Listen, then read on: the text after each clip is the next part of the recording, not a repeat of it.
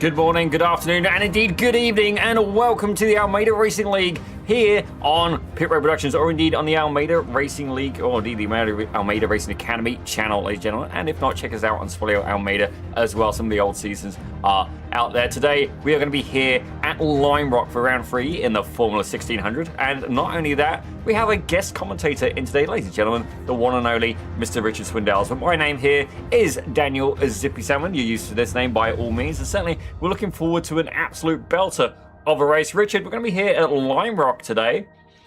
What's your prediction for this particular race? Lime Rock always is a lot of fun, Zippy. It's a tough track. It's a short track, but perfectly suited to the cars we're driving today. Well, indeed, and not only that, we're going to have the Premier and the Club class going out and battling it out as well. But let's take a look here as we head back into it and see basically right now, leading the practice is indeed the one and only Mr. Bas van der Lee. But before we get too excited, ladies and gentlemen, if you want to be part of this league, you need to be a gold member, ladies and gentlemen. So by all means, take a look at that. And we've even got the this season's car on the background. So by all means, you got to get involved. It is $50 a month, ladies and gentlemen, but money well spent. It's not just for sim racers, it's for real drivers as well. Indeed, Swallow coaching multiple real world drivers as well. But take a look here. They do have some free material available as well. By all means, get in there, get stuck in, but look at what they offer, ladies and gentlemen. You've got the courses, the challenges, live events such as this one, as well as pit parties and coaching workshops. We've got merch. We're going to look at that a little bit later as well. But by all means, the personal coaching as well. If you need that little bit more of a personal one-on-one, bit of connection there, by all means, you can book either Connor, Kane, or indeed Swallow himself.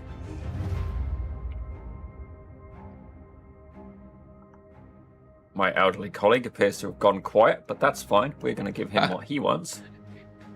Well, I'm a little slow this morning, Zippy. I'm not quite used to having to be the mouth of the north on Saturday mornings. Or I guess we're afternoon, so that's okay. But man, I just love racing at Lime Rock Park. That's one of the first ones you kind of ever get to do in iRacing. It definitely is, and by all means, I have a feeling we're going to be in for a belter of a race day. Qualifying has to start, but before we get too excited, let's take a look here at the Academy standings so far. Starting off with the overall Academy points, ladies and gentlemen, Ian Joyner, a former champion, ladies and gentlemen, is there at the top of the food chain with 329 points. Brian Sabowski, we saw him last season. He's not managed to make it to split one this time around, but despite that, is in second place overall. Timothy Ing, ladies and gentlemen, he's out in third, making a good appearance, pretty close behind there, just 8 points behind Brian Sabowski. That is how it's shaping out so far in the Academy overall. But Richard, I understand you've been able to show us the Premier class standings as well. Yeah, in the Premier class, we've got Ian Joyner up top right now with a pretty substantial lead over Timothy Yang. And then we have Kevin Liao, and fourth place we've got Rupesh Panini, followed by Philip Falcon in fifth. Very close behind him, though, is Jeremy Childers. Well, taking a look here at the Club Class Championship as well. Indeed, the Club drivers can score in the Premier Class as well, but Philip Falcon is having the best season we've ever seen him having yet, ladies and gentlemen. Indeed, we keep finding him getting podiums in the Club Class. Indeed, he's leading the charge with 204 points. Anthony Ori, he's about a little bit of zippy math here. I'm going to say 28 points behind. I hope in the math's right. He's there in second with Michael Cords a little bit further behind in third. Right now, Philip Falcon starting off the season really, really strong. Fantastic stuff so far. But let's take a quick look here and see if we can get an onboard lap here with one of these drivers as well. Maybe even a driver cam as well. Let's see whereabouts Bas van der Lee is. He's already, a little bit of the way around as well. What about Kevin Lau? On my little bit of carnage there. That is indeed Ian Joyner taking to the dirt as well. What about Josh Nessel? Let's see whereabouts he is. Again, everybody seems to be at the start of the lap. This is going fantastic indeed. Typical pit road production fashion. But right now, Jens Carr, a seasoned veteran of iRacing, ladies and gentlemen, he's currently there, leading the charge. And put it this way, he's been on iRacing so long, ladies and gentlemen, his iRacing ID is indeed in 5 digits. 5. Wow. Oh, Zippy, look at this close confines here at Lime Rock Park. I like this little section here. You really got to get this little chicane just right going up. You want, you catch a little bit of the curbs, okay. Catch too much, the car gets all off balance, all kinds of troubles. And be interesting to see how this field progresses, especially through the first couple of laps with the tight confines and with all the traffic. Well, we are indeed going to go for an onboard lap with one of these drivers here in just a second. We just got to try and pick one, ladies and gentlemen. Indeed, we're trying to find one that has a driver camera as well. But right now, it's fair to say qualifying is looking pretty spicy, ladies and gentlemen. And it's currently Bass van der Lee leading the charge now. Well, we're going to stay with Bass. We like Bass. He's good people. Despite the fact we did go into the Discord earlier, just do a little bit of a mic check. And it's fair to say the Academy absolutely roast me. Do I sound different, or does it sound a little bit weird? And it was a little bit of a trick question. But indeed, Bass van der Lee now. We're going to get ready to go on board here with one of our favourite Dutch drivers. Rich, do the honours. Oh, of course I will. Coming down here, down the start-finish line. Across the finish line, you're going to be going all the way to the left. And you got this big sweeping, basically 180-degree, almost horseshoe-shaped corner up onto the curbing on the left, up onto the curbing on the other side. And then you've got another sweeper, this time going to the left. Taking a look at Bass van der Lee with the in-car camera. This is pretty much full out here. You're going to use all the track and then a little bit of the curbing, trying to maximize your corner exit. Now we're coming to the tough chicane. Hard on the brakes.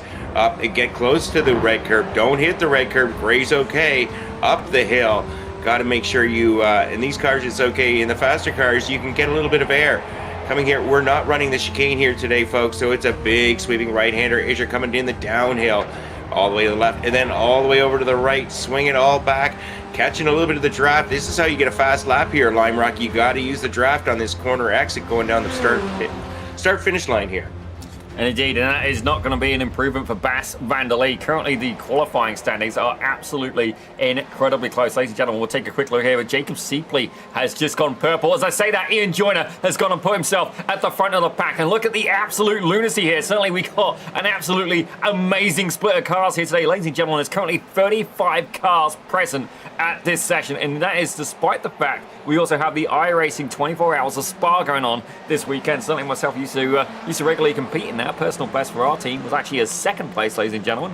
And not only that, we raised a lot of money previously for the Daytona 24 Hour, doing a fundraiser for Cancer Research Institute. Indeed, we should probably get back into doing that at some point. But Ian Joyner has already been toppled off the top of the food chain. Timothy Ing now taking the lead with a very popular man in the chat, without a doubt a cheerleading section to boot. The Dutch driver of Leon Bentvelsen already. Flusha is made an appearance. Geordie's made an appearance as well. And Aurum absolutely loving it with the carrot, the lion, and the orange emoji. Thank you for that, Aurum. Yeah, it's man, it's tough. It's tough in open qualifying here at Lime Rock. There's not a whole lot of room to get a lot of track space. But whoa, we got a big slide, a big spin. Was that Brian Lindsay? It looks like it may have been going off in the first corner. And trying to get the car gathered up, coming off the grass, trying to stay out of the way of others. Looks like he does a good job of a nice, safe rejoin. Brian Lenz, this lap won't count. Going to see if he can get one next time by. Well, here is a man that is going to appeal to both of us, ladies and gentlemen. Indeed, I will say to ladies and gentlemen, indeed, to our very own Richard Swindales. Now, for Richard, I'm sure he can work out why I'm putting a particular highlight on this car. And it's not because Steve Saunders is a diehard Austin Powers fan. He might be, but it is indeed because of that beautiful Union Jack livery. But now this next bit, this is going to make sense now. Why I expect Richard to find a common ground with this man. Steve Saunders, as you can see, another seasoned gentleman here. And as they say that, he appears to have taken a little bit of a detour there through the grass, ladies and gentlemen. Hey Zippy, maybe you can answer me this question, because I've got a lady who works beside where I work on my side gig during the day, and she flies the Union Jack all the time on her car, except for once every couple of years when there's this football or soccer or whatever tournament going on, and then all of a sudden she's flying the Red Cross. I just don't get it, Zippy. Red Cross, Union Jack. What are they doing? Oh, okay. So this is the Union Jack. That's kind of like the joining of like Wales, Northern Ireland, Scotland, and England. But when it comes to football, England kind of takes its own team. The Scots don't get credit for that. And I'll roast John Wright for that as much as my heart's content. But let's get back here as well, as Rupesh Beneni has managed to put it at the front of the pack so far. Now, we've seen him in previous seasons having fantastic battles there with Kyron Wentz. And just to get into context how close qualifying is, he is in the lead by 800ths of a second, ladies and gentlemen. I mean, you can see in the timing tower on the left just how incredibly close this is. Obviously, the drivers as well, they have the pit parties, they have the workshops, and they also have like a lap challenge guide that happens every week as well for the league. So certainly that's been set by Kane Halliburton as well. Hopefully we're going to see him race today, but Taking a look here at the club class, ladies and gentlemen, another senior gentleman among us, Mr. Rich Meesters, is currently leading the club class as well. Yeah, you know, I expect nothing less from a guy named Rich. I mean, great job for Rich Meesters leading the club class. I can't say I've ever led the club class, or any class for that matter, but Rich, you go represent. Well, certainly. Now that we've finished roasting some of the older gentlemen in the group, let's take a look here as well. We've got a good couple of mix-ups there. Indeed, taking a look here right now, actually, the Premier Class drivers really showing dominance. Rich Meese is the only one of the Club Class drivers to go into the top 10, as Ian Joyner has just gone even faster, ladies and gentlemen. It wasn't enough to take the pole, but indeed, it's got even closer, as Rupesh Nenni has managed to get down into the 55s, ladies and gentlemen. Meanwhile, the two Dutchmen, Leon Benvelsen and Bas van der Lee, are both duking it out for 4th and 5th place in qualifying, and certainly that little chicane there at the end is, oh dear, that's gone wrong there for one of the drivers. Oh dear.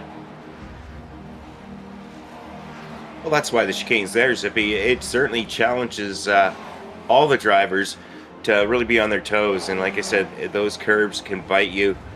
A little too hard on the brakes, it can bite you, but for the most part, drivers getting through relatively cleanly, and a good close qualifying we've gotten this morning. Oh my goodness, this is incredibly close. Nice thing having these evenly matched cars. The slower the car, the closer the racing, folks. Yeah, that definitely seems to be the way, but you see there, one of the cars stricken at the side. But before we get too excited as well, let's take a look here at some of the merch available, ladies and gentlemen. Indeed, I am a lover of merch, and I'm going to have to get myself some of this. Free shipping on orders over $100. Now, Almeida Racing Academy has teamed up with Livery, and look at this beautiful things that you can pre-order. You have the vintage brand tees. Certainly myself, I'd say that would be the pick of the litter there. Or if you prefer something a little bit more modern, the Almeida emblem tee, yours for even $40 for either of them.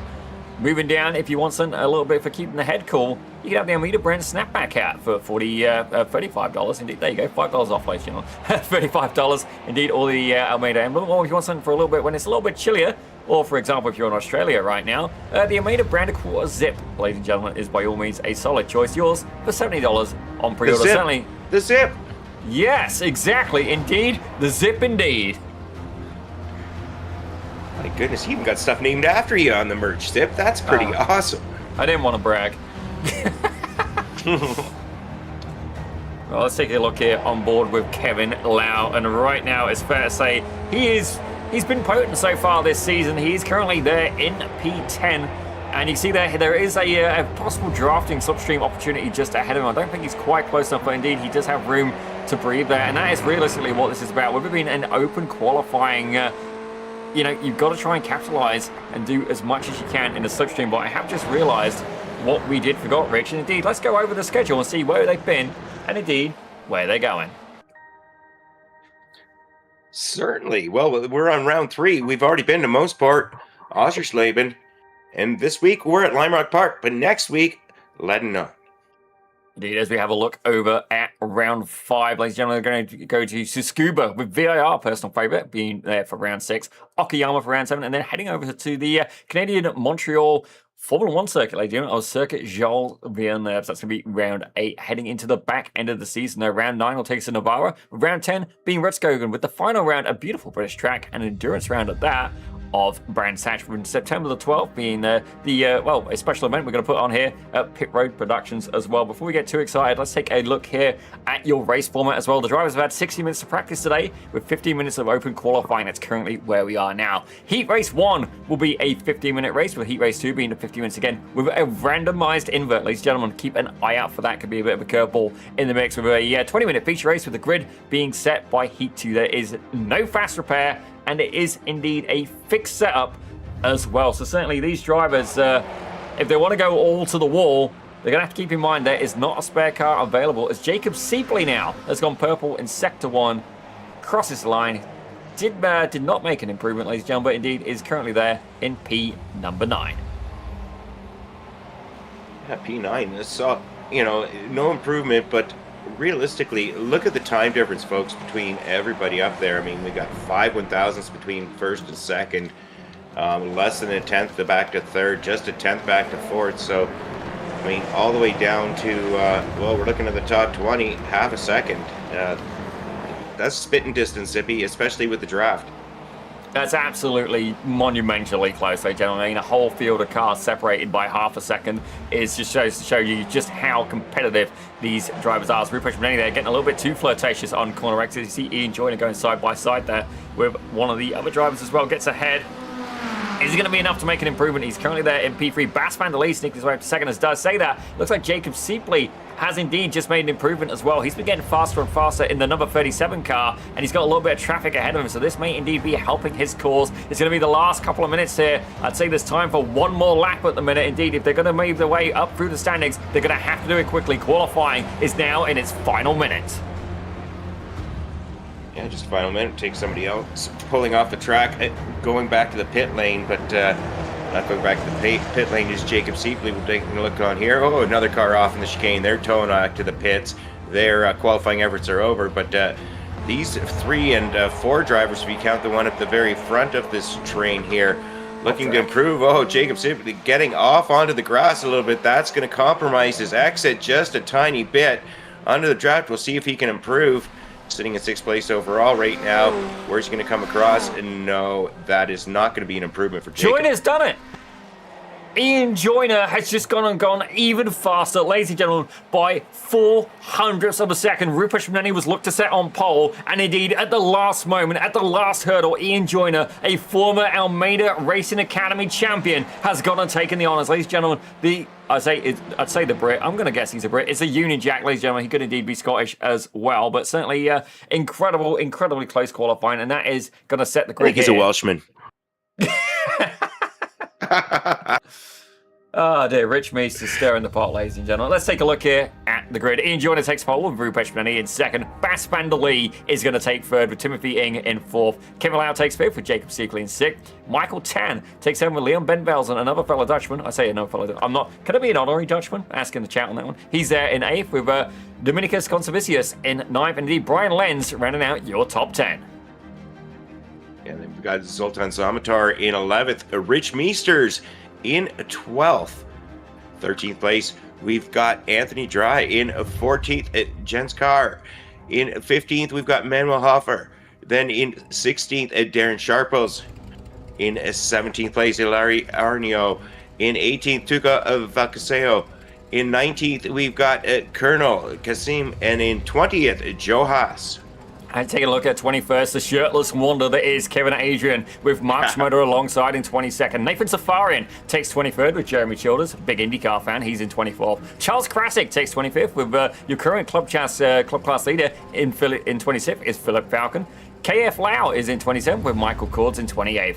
Andres Sabota, the Czech drivers, in 29th with Marcus Vorpol in 30th. Then rounding out the back of the grid, Todd Bonesteel, certainly the toughest name we've seen here in the Almeida Academy. He's there in 31st with Steve Saunders, the senior gentleman himself, in 32nd. Norman Marin takes 33rd with Josh Neshman in 34th. And indeed, Kane Halliburton, I'm not sure if he's actually present today, ladies and gentlemen, but certainly we do hope to see him making a return very, very shortly. It is going to be a standing start here for round one, and we've got about 20 seconds left to go. I'm glad we managed to get through the grid here today at Lime Rock. Oh, here we go. We're going. Lights are lighting up. We're getting ready to go here, folks. Ian Joyner getting off to a good start. Ian Joyner on pole. Rupesh Beneni pulling in behind. Bas van der Lee in behind them. We're going one by one. Somebody going up a little too wide, about fourth back, and that's Timothy Eng. But so far, so good. Drivers kind of lining them up, getting single file, getting sorted out relatively early. Too wide, a little further back mid-pack, but so far, so good up front. Yeah, definitely looked like a really good clean start, as well as this field of 34 cars takes the Lime Rock Park. As I hear, something just had a little bit of a collision, ladies and gentlemen. Indeed, let's take a look here a little bit further back. Philip Falcon showing he's down 5 positions so far, going toe-to-toe here with Steve Saunders. And already I can see carnage. We're going to go for an onboard camera, evasive maneuvers, and indeed, everything has gone crazy. Philip Falcon goes around as well. That's Steve Saunders off at the side. A little bit of pandemonium here on lap one. Taking a look here, back at the front, Ian Joyner starting to pull away from the pack, albeit he's bringing Rupesh Beneni with him. Bas van der Lee holding on for third. Yeah, it was great action, and not surprisingly, everything kind of crunched up at the chicane. Lost a couple of drivers. We'll go back to that a little bit later on, but up front, everything is all clear for Ian Joyner, Rupesh Beneni, Bas van der Lee, Timothy Eng, and Kevin Lau in fifth. There's been no changes, top six.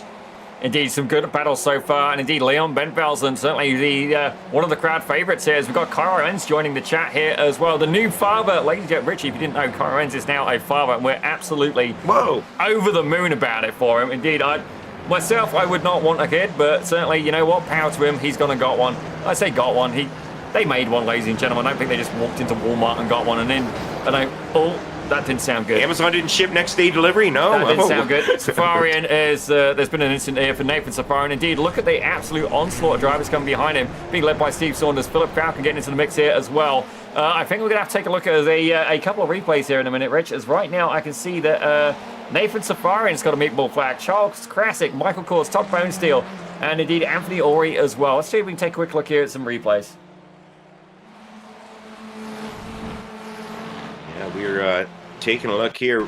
Well, producer man is looking for the replay coming in to, looks like they're coming down here towards the chicane.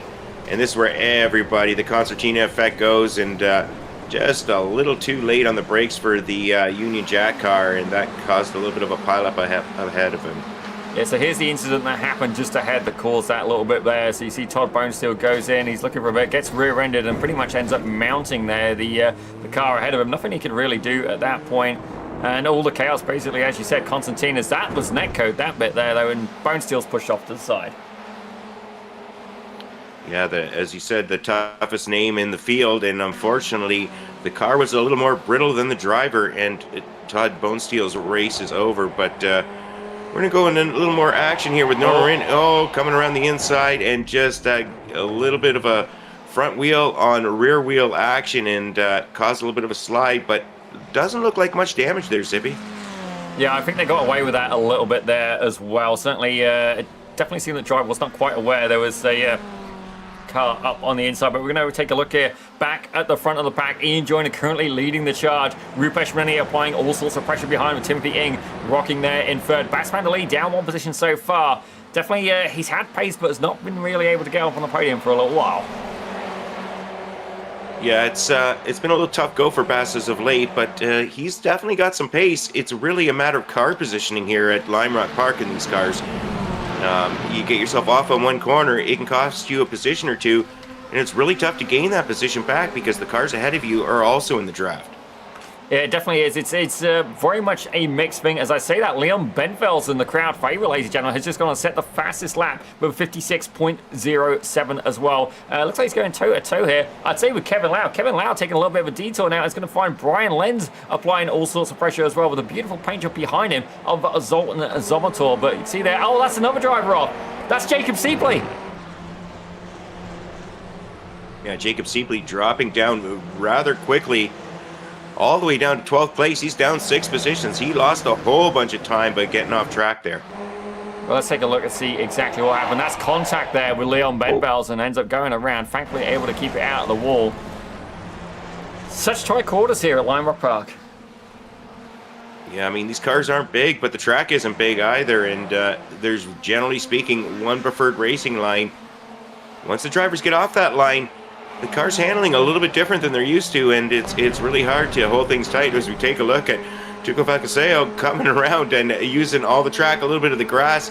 That's going to cost him position. Jeremy Childers getting by now. Childers going up the inside. Childers and Seepley now having a good battle.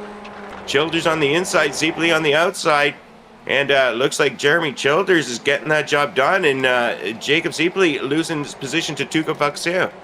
I gotta say, that was an absolutely beautiful demonstration of the slipstream there. Jeremy Childers not able to get one, but 2 positions are starting to pull away as well. He's going to leave the 2 Finland drivers of Tuukka Valkasavo and indeed Ilariano to go and battle it out with the Polish driver of Jacob Seepley. Certainly the Almeida Racing League, without a doubt, the most international series we ever had here on Pit Road Productions. Indeed, these guys are duking it even harder. Seepley now looking to make a recovery, and Ilariano really not that interested. He's looking to fight Mark Schmurder. He's back, and by all means, certainly from previous seasons, this man, good pace on him, but did tend to get in a few instances, so we're hoping to see he can stay a little bit safer this season so far. Yeah, safety is paramount, especially when you've got tough, close confines like this. We've got 3 races here today. You don't want to, you want to put in a banker. You want to have a good start to take a Colonel Kasim off the track. Unfortunately, Camel, going to cost a few. Camel. Oh, there we go. I just can't read, folks. Just a little bit of a self-spin there. No Colonel damage. Camel. There Just you going go. to take a little bit of time. Indeed, we don't always get the pronunciations right here, as we got a person making an appearance here in the Almeida Racing Academy chat, Monoposto Merchant. Can't go wrong with Lionel Park. Indeed, I'm inclined to agree with you, as that looks like Timothy Ing now, trying to make a move up the inside. Are we going to see a potential new leader coming out of turn 1? No, are we going to? No, but so far so good here. Timothy Ing is up 2 positions, up to 2nd place. Starting to apply some pressure here to Ian Joyner, but Rupesh Paneni down 1 position. He wants that position back, and not far behind. And Bas Vanderlee, he's also down 1 position. So these 4 drivers have split away a little bit. Leon Benfeld's in about a 2.5 second 3/4 back, but Bas Vanderlee doing a good job getting through the chicane section cleanly, getting a great exit. Yeah, you saw Rupesh Paneni have a little bit of a wiggle there, and indeed Rupesh knows it is game over. Bas Vanderlee moves his way back into his starting position of 3rd place. Certainly, he's been fighting hard, trying to get his way onto the podium. And indeed, in that whole scan of things, Ian Joyner and Timothy Ing have started to pull away now. Joyner hugs the inside. Ing is going to go alongside, and that's almost contact. That is contact there on the front straight. They make their way down towards turn 1. Yeah, a little bit of contact, no damage, no harm, no foul, and Timothy Ing is applying all kinds of pressure here to Ian Joyner. He's trying left, he's trying right, he's trying all the lines, folks, but so far Ian Joyner doing a decent job, well, a great job holding off on Timothy Ing, who's charging hard up 2 positions, looking to go for top spot here. Indeed, he is definitely applying all sorts of pressure. And Timothy Ing, since his arrival here in season number 8, has been a potent force to be dealt with. And look at that further back here. Bas Vanderlee and Rupesh Paneni have managed to catch up a little bit here to this lead 2-pack. Further back, though, in the club class, Rich Meesters has got Darren Sharples to play with. Indeed, I say that. Sharples, he's about 3 seconds back. This could be a slam dunk here for Meesters. He's on the back tail hooks here of Michael Tan. And I got to say, that is a... I love that. That's a fantastic idea for a paint. We'll try and get a side-on view, but he's got a telemetry graph on the side pod of his car. Trying to get a closer camera for you. Well, that's just to throw off the other drivers. If they look off to the side, they'll think, their braking points are off and whatnot. As we take a look at Michael Tan trying to hold off a Rich Meesters. Yeah, the car's wiggling around. That's the one thing with these Formula Fords. They like to slide around a little bit, folks, and to get them the most out of them, you got to slide around. But even whether you're driving the student driver car or you're driving one of the pro cars, you got to keep that under control. You got to maximize your corner exit speed. Sliding going into the corner doesn't necessarily hurt you, but sliding come out of it will every time.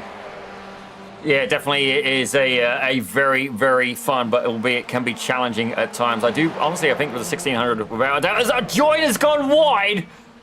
He's able to keep on it. I do have to wonder here, Meesters, Richard here, if having a technical off-track, like a tactical off-track, would be an advantage. Certainly, you do not get a slowdown penalty for running wide in the final turn. I do have to wonder if it is actually worth it just to try and gain a little bit of momentum there. But further back, we was keeping an eye here. Rich Meesters is duking it out with Michael Tan. He's going to be very aware, though. Darren Sharples just that little bit further behind. He is 2nd place in the club class. And indeed, Meesters managed to find his way past Michael Tan. But he's going to want to be aware, though. Trying to keep in competition for class. Further back, it looks like Joe Haas. Indeed, Joe Haas and Marcus Vorpaul going side by side, making their way through turn 1. That's the Laureano actually as well. Well, that's a lot of good action going on here. And I mean, we're battling here for 25th, 26th, 27th place. Zippy, this is fabulous racing. 10 minutes, 20 seconds into this race. It's only 15 minutes long. They're battling right to the end, and no matter where they are, up at the front, down at the back. Indeed, and it looks like Nathan Safarian. On my end, he's been disqualified. Oh dear. Oh dear, oh dear. That is never good. That is never good. I'm not sure what happened to Nathan. This is, though. And we'll have to... No. My goodness. But up front, anyways, not disqualified. Ian Joyner, he's led from the get-go. But he's still getting that tremendous pressure for Timothy Ing. I'm not sure if Timothy's got enough to get by him or he's just trying to pick his moment because we're at 11 minutes in. We got 4 minutes left. There's only so many more laps. Bas Vanderlee, Rupesh Paneni are also right in the hunt. So if Timothy tries a move on Ian Joyner, it goes south. Bas Vanderlee and Rupesh Paneni are right there to pounce. Indeed, certainly this is going to be a case of just how hard do you want to fight. They have got just a couple of laps left here, and certainly it's not going to be 99. That would be incredible. What an endurance race that would be. But yet again, side by side, Tim Vieng, and you see that move right there. They teach that in the academy. Try and keep your opponent pinned to the inside, and then at the very last second, go out wide so you can get that beautiful racing line. He's tried it, and indeed, Ian Joyner, definitely no slouch, because despite the momentum, Joyner parking it on the apex, and realistically, there's nowhere for Tim Vieng to go. And Rupesh Rennie is there, right there, applying pressure. And certainly, Bas van der Lee, he's been pushed back down to 4th place at this point. But, you know, should these guys come together, and we saw it last week, a last incident there. And I'm trying to think who was the jammy bugger who got it. Actually, it was at BIS, my apologies there, where we saw Barker Gill able to get a late podium as well. But certainly, should these guys come together, Bas van der Lee, he's primed and ready to take the podium. Yeah, I mean, ideally you want to be in first place, but you have to be first place at the checkered flag. And right now, that checkered flag's still to come. Take a look on board with Brian Lenz. Brian Lenz falling along behind Kevin Lau. Kevin Lau having those problems a little earlier on, pushing him back to 6th place. Brian Lenz up 3 positions. He's up to 7th. We're running out of time, though, folks. We're on lap 14 now. We've got about 3 more laps to go, is my guesstimation using my Richard math, which is slightly advanced from Zippy math. But Brian Lenz going on. Well, that's because I got more experience, Zippy. Brian Lenz continuing to follow along here, having himself a great battle with Kevin Lau. There's nobody ahead of him. There's really nobody behind them. So it's just a matter of time here and see who can do what. Yeah, it looks like Zoltan Zomator is going to get into the mix potentially here as well. As you see, these 2 drivers, Kevin Lenz, I've mixed the 2 of them. Kevin Lau, always looking rather chill, cool, calm, and collected. But indeed, Brian Lenz with them VR goggles, really not letting off in terms of, you know, what can we see in the emotional side, ladies and gentlemen. But right now, Zoltan Zomator is indeed there and ready to pounce. As I've just dropped my tablet, attaboy. Let's take a look back here at the lead pack. Yeah, let's go back up to the front here with Ian Joyner. Got himself a slight gap, just under half a second, to Rupesh Panetti now up into 2nd place. So we missed that action. Rupesh getting by Timothy Yang, so Timothy may have tried to move there, didn't work. Rupesh Panetti now up to 2nd place. Ian Joyner loving the battle going on behind him. Take a look here at the replay. Rupesh Panetti coming up the inside on the chicane. Timothy Yang had nowhere to go. It was either hit him or back out. Wisely backed out of it because there's still a couple more laps to go. Yeah, that was definitely we'll say, a pretty baller maneuver. Let's go with that, ladies and gentlemen. Indeed, it was a little bit do or die. Would I do it in a real car? Probably not. Do I expect a pro to do it? Maybe. You know, you got to just decide, you know, who's got the right to the corner. Indeed, follow the rules as well. But Timothy Ying is not going to take that lane down. And I have a feeling at this point, Bas van der Lee, I don't think he's going to push too hard. He'll be happy to take a 4th place, albeit not a podium, but you know, does he expect these guys to come together? Look at the I rating above, combined a little bit of zipping math, ladies and gentlemen, which is actually far more superior to the Swindell's algebra system. But you got 6184, 3175, so that's about 9400. Add another 3K, 12,400, about 12,700 divided by 3. They're about 4,000 roughly average I rating between the top 3. Suck it, Rich. Bas van der Lee is no slouch. Well, your abacus is working overtime here. We're on the white flag lap here. We're coming around for the checker, folks. We got Ian Joyner holding the lead. Looks like he's going to take this one.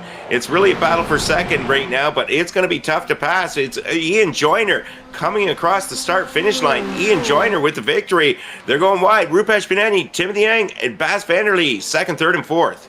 Yeah, one thing to note as well, Leon Bentvelsen was starting to catch up as well. You see more and more drivers coming here across the line. Darren Sharples, he's just about 1.4 seconds clear. Jeremy Childs is just getting the better of him there, but it looks like Josh Nessel. Here we go, Josh Nessel going side by side with Philip Falcon as they make their way around the final corner. What's it going to be? Side by side, neck and neck. They make their way to the line, and look at Steve Saunders come. Are we going to see 3 wide down on the line? We did. Oops, boink. Oh my gosh, that was close. That was incredibly close. That was an exciting finish. We take a look at the rest of the field coming through. Charles Krasik coming around for 27th place. And that will complete the cars on the lead lap, I believe. We got Kyra Enz there. So much for quick math. That took a hot minute. Thank you for that. Yeah, I mean, it took you a whole lap, Zippy. I mean, your abacus is out of date. All right. It is what it is, ladies and gentlemen. Let's take a look here at the results very quickly, as they are indeed going to be getting ready at grid. So your first place winner was indeed Ian Joyner, with Ruprecht Benelli taking second. Timothy Ying took third, with Bas van der Lee in fourth. Leon Bentvels and the two Dutchmen together on this occasion. He's there in fifth, with Kevin Lau in sixth. Brian Lenz in seventh, with Zoltan Zomator in eighth. Dominicus Consavicius in ninth, and then Rich Meesters taking the Premier Class win, attaboy, in 10th. Michael Tan takes 11th, with Jeremy Childers in 12th. Darren Sharples, the UK man himself, in 13th, with Tuca Valcasuo in 14th. Jacob Seepley takes 15th. This is a bit too tight. With Mark Schmoeder in 16th, Joyce Nessel in 17th, Philip Falcon in 18th, Steve Saunders in 19th, and indeed Kemal Kasim in 20th. That is all we're going to have time for, ladies and gentlemen. Indeed, the top of the grid has been flipped, and it's going to be a top four flip. Top four, that doesn't sound right. Zoltan Zomator is going to be on pole, with Brian Lenz in second. Top eight flip. Thank you. Zippy math failed. Zoltan Zomator takes the lead, with Brian Lenz in second. Yeah. Kevin Lau is going to be there in third, with Leon Benvelsen in fourth. Bas van der Lee is back in fifth, with Timothy in sixth. Ruben Schwenning in seventh, and indeed Ian Joyner, oh yeah, it makes sense now, in eighth. From there, they're where they started. Whew. Yeah, that's how I figured out Zip. I didn't do math, I just looked at the grid. And I remembered who won, but wow, that was a great first race. Let's hope for another one just as exciting this race. Well, certainly Lion Rock Park is not the easiest venue to make a pass, so I do have to wonder, could this be a golden opportunity for the likes of Zoltan Zomator, Brian Lenz, and indeed Kevin Lau? Are we going to see Bas van der Lee make his way onto the podium? Certainly his fellow Dutchman, Leon Bentveld, has had a few podiums before. Bas is definitely a little bit few and far between, but he's up there. But what about Ian Joyner and Ruprecht Benelli? We know that they both got racecraft. Are we going to see these guys be able to carve it through the field? As realistically, look at that, ladies and gentlemen, the start goes all the way to the back from Todd Bonesteel. Oh, I'm used to what the start looks like from the back, Zippy. I gotta Yes, you admit are. that. It's very intimidating when you see all those cars ahead of you, but hey, you've got the most opportunity for advancement when you're back there. Unlike the guys at the front, they can't gain those positions as we're waiting for the flag to go green. Lights are out. Zoltan Zomator gets a great start. Brian Lenz a little slow off the hop. Kevin Lau hopping up the inside. We'll see what happens here as we're going down into turn one. Right now, it's Zoltan Zomator, Brian Lenz second. We're going 2-3 wide, a little bit deeper in the pack, Zip. Indeed, and I can already see a battle starting to emerge. As Bas van der Lee, absolutely sorry, but he was sleeping at the start. He's down 3 positions so far. Ruprecht Benelli has managed to make his way up 2 positions on his inside. Is Timothy Ying and Ian Joyner lurking right behind, with Bas van der Lee nothing but a front row seat. Indeed, he's up the tailpipe there of Ian Joyner. Further up in the field, though, Zoltan Zomator currently took the lead. Managed to make it through cleanly so far, and Brian Lenz trying to apply even more pressure here. So I think I can see somebody falling down the road. Oh my gosh, something catastrophic potentially happened further back in the field. What's going on there? No, we might be all right. Yeah, we lost 4 or 5 drivers, it looks like. Well, we had something going on. Probably through the chicane, if I was to guess, Zippy. Oh, doesn't take a rocket scientist to figure that out. And there's Jen's car off and sideways. New free car for sale, it looks like, and getting that back underway. But up at the front, Zoltan Zomator continuing to hold off Brian Lenz and Kevin Lau in 3rd place, having Leon Benvelsen looking left, looking right up the tailpipe on him. Indeed, certainly Lime Rock is a very challenging place to pass. You see there, that looks a bit aggressive there from Brian Lenz. I have a feeling he's looking to try and find his way to the front of the pack. We're going to switch to Heli. Oh my gosh, that is not a good plan. Kevin Lau. I mean, he got away with it, but that was nuts. That was a great plan. I've never seen a pass there like that. That was insane. Well, a little bit of corner. That. A little issue on corner exit, I think, let Kevin Lau get by there, and we'll take a look at the replay. Yeah, that was all set up on the corner before. He just got a great exit. The 2 cars battling ahead of him, not getting the exit, and then he was braver than everybody else. What really surprised me, though, was Brian Lenz and Zoltan Zomator getting through cleanly, because 3 does not go into 1 very easily through that chicane. Yeah, I'm quite an aggressive driver when it comes to the sim. And even I wouldn't have gone for that. I know. So that is fair play. Yes. Something's happening here with Darren Sharples. He's off in the grass. Let's try and find out what happened. Yeah, unfortunate for Darren Sharples. Out early. This race is taking a look here. Coming down. You can get 2 tires off onto that grass and gravel, but getting off forward really compromises your exit speed. And then my word! Still battling on, and 2 cars got together, and that really caused the issue there. It wasn't the getting the tires off. It was coming back on track, and drivers just not leaving enough space there. Darren Sharple's getting past, and then basically getting hit. Like, he just got hit. Yeah, that one there was definitely not in the fault of the 777 car. Indeed, they're just maybe not quite aware of the space that was available. Indeed, it definitely he stayed consistent to his line, so pretty cut and fried. That sounds good. Oh no, that's Ben Velsen. Oh no! And he's got Rupesh Manani tied to him as well. Well, that is not good for those two drivers. We expected them to see them up at the front, and that's gonna, yeah, they're just tied up together, and they don't want to separate. Lift and separate, folks. They're out, and Liam Benvelsen gets the car back underway, but that's going to cost them tremendous amounts of time. Indeed, absolutely catastrophic, but able to keep going here as well. Let's take a look at the replay and see exactly what happened.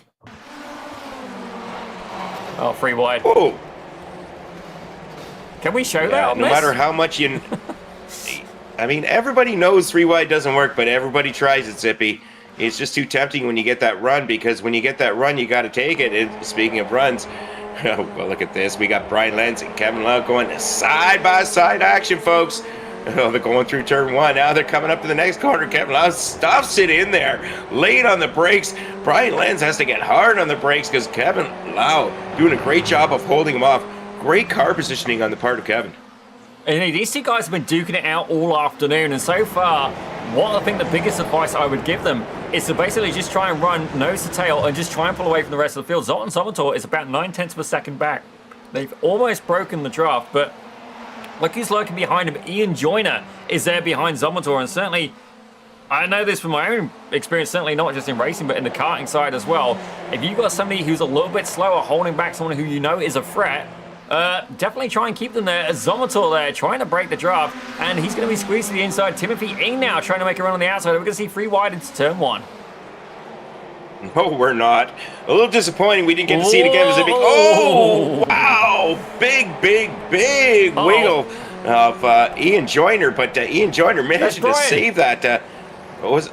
No, my goodness. Yeah. Brian Lenz falling back. Like, here we go. Oh, this is just too much to be. I can't keep track of it all. Action every corner. Drivers not willing to give up one position. Yeah, just a little bit of a solo error there for Brian Lenz in the number 32. It's fair to say he was milking that thing so hard he would have got cheese, and indeed had a cheesecake, as that is a little bit of a scenic detour there for Brian Lenz. I think he's maybe gone from bad to worse for him. He was contending for a leader. See, Norman Ryan now is falling through the order. There's smoke present, ladies and gentlemen. Indeed, he has been able to get that car back there on track as well. Multiple battles happening. Do I see Kane Halliburton in the car? No, damn it. That would have been good. He was involved in an earlier wreck there, Zippy, in that one big grouping that hit the... Did he actually come out on track? Had an issue at the chicane, I believe. Oh, excellent. Well, I'm glad to hear that we got Kane Halliburton actually made an appearance. That's good to hear, by all means. And certainly we got a little bit of recognition here from a former club class champion, Cairo Enns there, saying Kevin is becoming a real force to be reckoned with. Indeed, he is, ladies and gentlemen. He has definitely been potent, but further back, though, it's about 1.3 seconds in the gap. Now, the question stands right now, is Kevin Lau going to be able to hold on? We're about halfway through the race, just under. Has Ian Joyner got the raw pace to be able to catch up to Kevin Lau? He's currently up 6 positions on the day. Actually, let's give a shout out. Kevin Adrian is currently the hard charger. He's up an incredible 14 positions. Indeed, the shirtless technique definitely working well for him, and indeed a Pit Road Productions logo on the side of his car as well. Actually, looking at it, all the action right now is back here in the mid-pack. We'll have a little bit of a look further back. We've got Michael Tan, Todd Bonesteel, Joe Haas. These guys are all hanging out, duking it out. Further back as well, Norman Wren chasing down Andrej Svoboda. Rupesh Manani here in the mix, and indeed he's got Liam Benvelsen to play with yet again as well. Have to see if these two drivers come together yet again.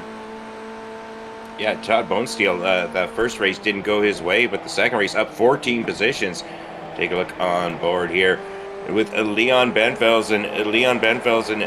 Oh, look at this, Zippy. The cars, I mean, they're not fast, but they close on each other really, really quickly. Liam Benvelsen, 25th place. He's down 21 positions. He wants some of those back, and he's trying to get them right now. He's not willing to. You can't wait another lap, another 2 laps. You got to pick them off one by one, corner by corner. Contact! Oh, wow. Tough when you're getting that aggressive going into the chicane, and unfortunately, that's just not going to work out for him. Yeah, definitely. It was looking pretty clean. It looked like it barely touched. Norman just giving him a little bit more than a touch, I'd say, actually. They got caught up in the break, and indeed, Bent Velsen goes off as further through the field, ladies and gentlemen. You take a look here.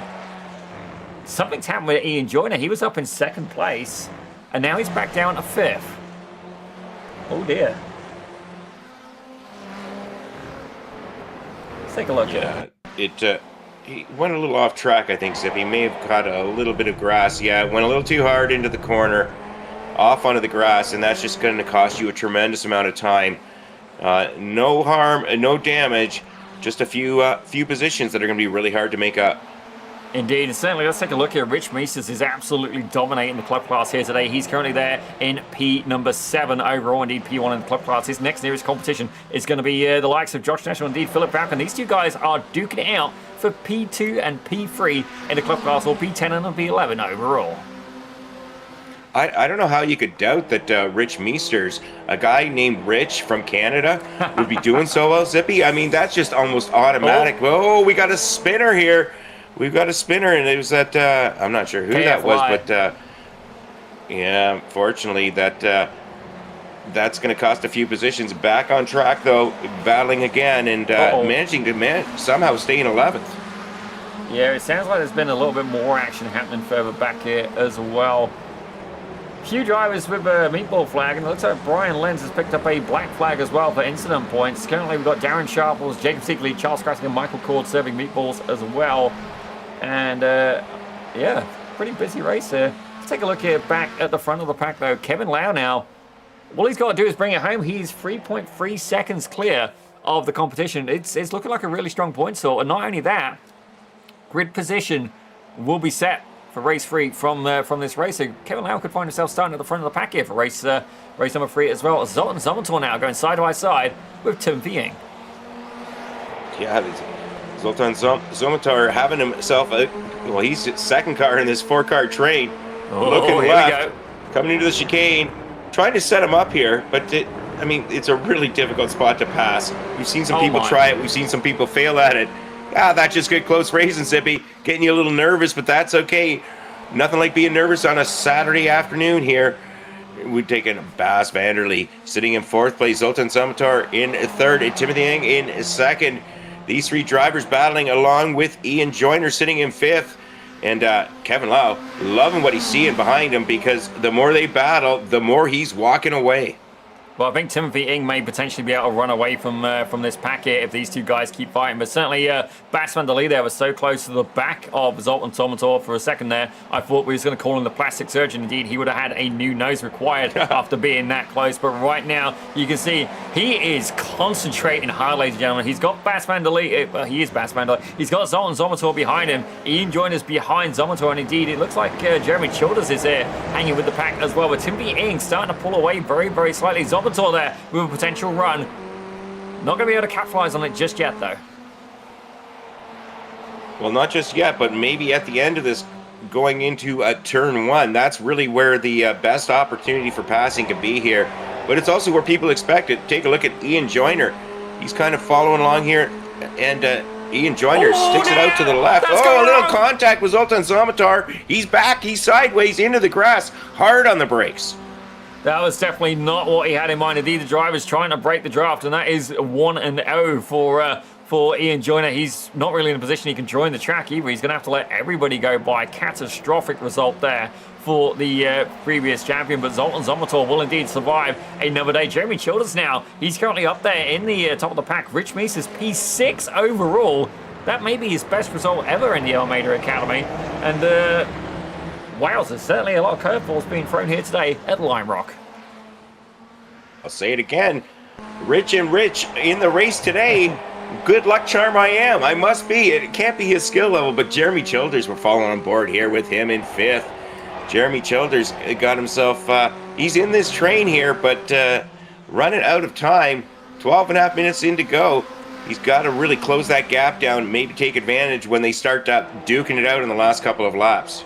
Well, you can see here, Bas van der Lee currently on the podium, applying all sorts of pressure. It's Timmy and Zomator there, looking to have a little bit of a sniff. Indeed, he could taste the rainbow for a minute, but was not able to collect them skills. Indeed, he's trying to find his way up to the podium. Ladies and gentlemen, currently in P4, started on pole with the invert top 8 grid. What's it going to be here for the conclusion of race 2? We got about 2 minutes left to go at Lime Rock. Yeah, 2 minutes, and the lap times are about 56.5 seconds. So, good. Solid 2 laps, as you said, Zippy. So this is going to be a really great battle. Kevin Lowe, though, checked out. He's about 4 seconds up the road from these guys. Loving what he's seeing behind him. He's just got to keep it clean for the next couple of laps. Yeah, that's definitely, honestly, I would probably find that more difficult. But further back, though, Mark Schmurder getting into a battle here as well with Kemal Kasim just ahead. You can see Steve Saunders getting into the mix here as well in that beautiful Union Jack livery. He's gone really tight to the inside. Where are you going, Steve? Well, that's definitely one way to make sure the guy's not going to drag you. He must have some damage or a slowdown. Yeah, slowdown flag. Unfortunate there for Saunders, as indeed Ilariano now trying to apply the pressure. The Finland man himself with his fellow countryman right behind him, Tuukka Valkaseo.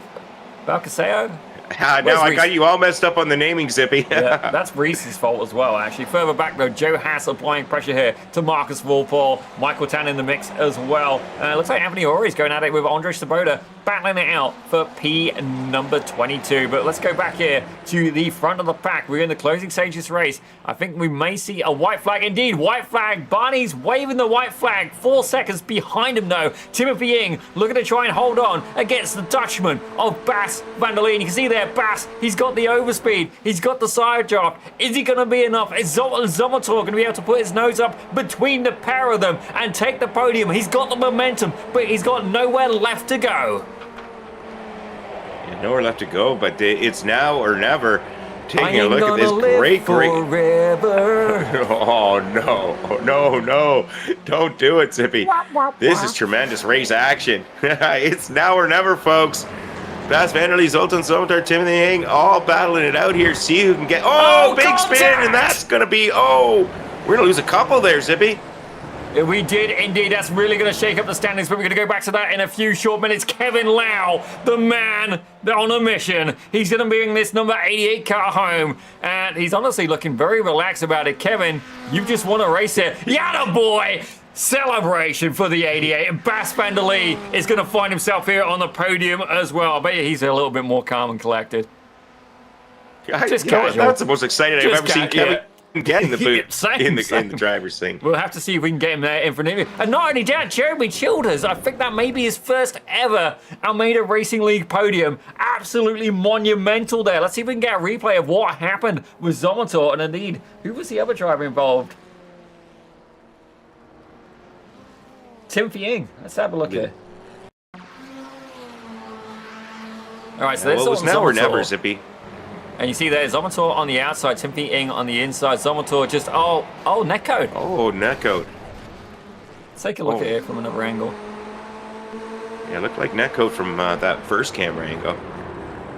They were close, but they weren't that close. Yeah, that's netcode. Yeah. You just see it. And that's Childers. Childers, despite getting caught in the action, able to capitalize on that. That's fantastic. Wow. All right.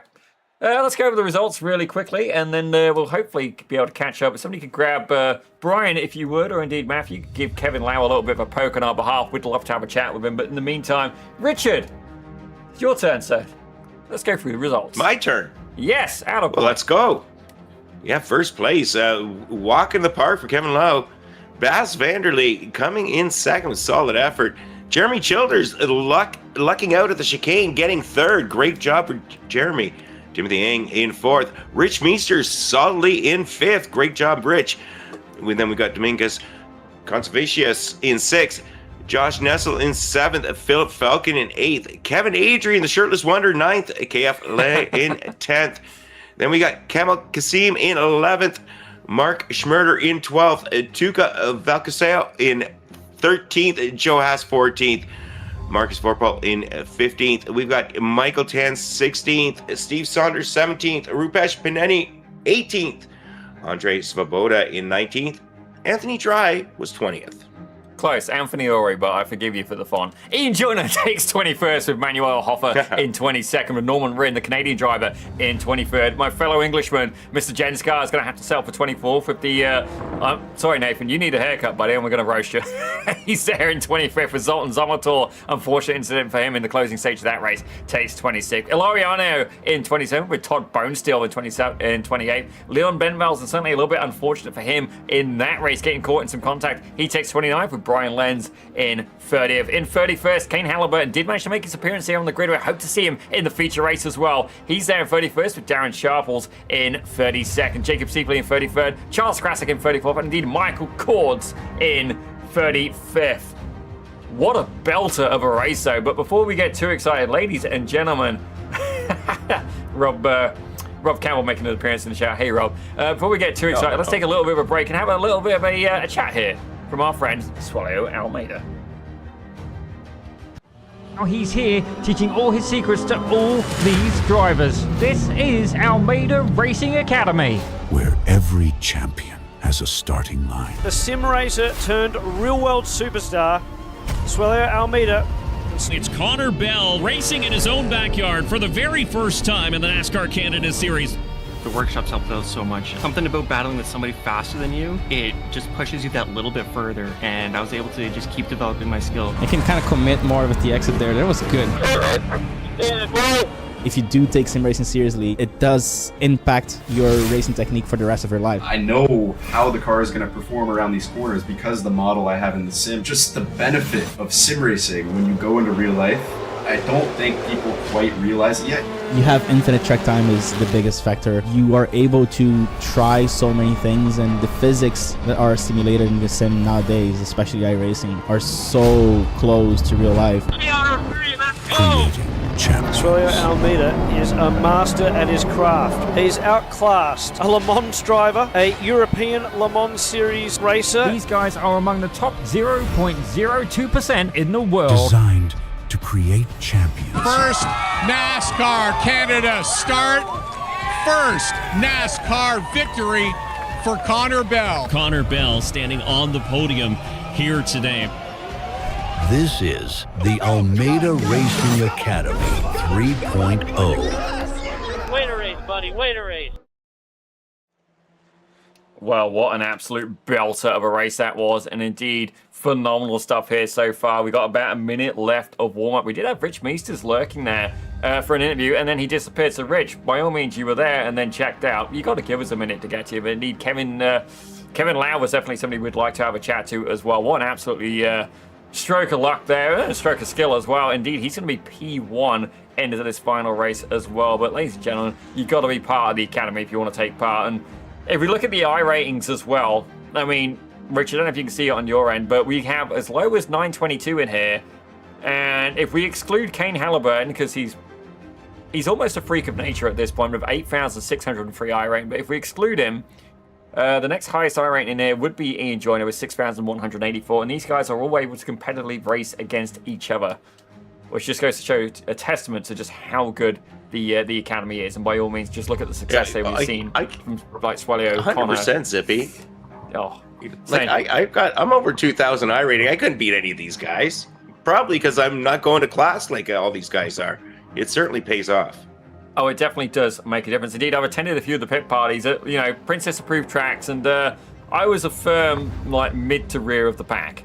These guys, they can punch. So you're saying I wouldn't be last? Oh. I don't think you'd made top split. I don't think I would either. Well, I know that. That's a given, Zippy. That's a given.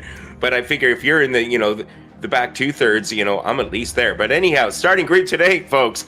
For the feature race, we got Kevin Law starting in first. We got Bas Vanderlee second. Jeremy Childers in third.